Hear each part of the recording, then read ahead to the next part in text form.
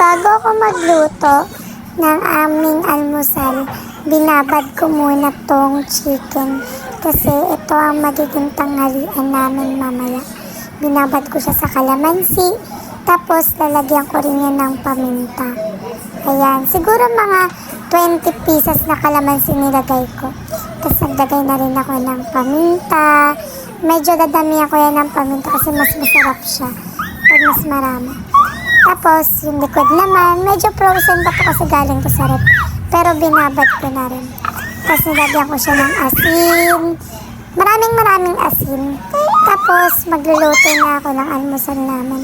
Iniwa ko pala yung ham sa gitna para dumami siya. Pali 3 lang kaming kakain kasi wala ang daddy namin. Yan, hinati-hati ko muna, tapos inayos ko muna para madali na lang siya prito. Tapos mamimluto na ako. Inuna ko muna yung itlog. Hindi ko na nang-videoan kasi nakalimutan ko. Kaya inuna ko yung itlog. Ngayon, hirap na hirap ako kung paano ko siya kukuhain kasi pinagsabay-sabay ko siya lutuin. At ayun, na-perfect ko siya at hindi nabasag.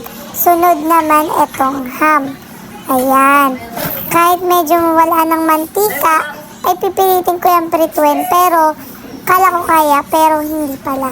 Kaya ang gagawin ko, maglalagay ako ngayon ng mantika. Kasi dumidikit na siya mga kuya at ate. Kaya lalagyan natin siya ng mantika. Ayan. Tapos yan, maglalagay na ako ng kanin. Kasi yung kanin namin bagong luto para agad makain ng bata.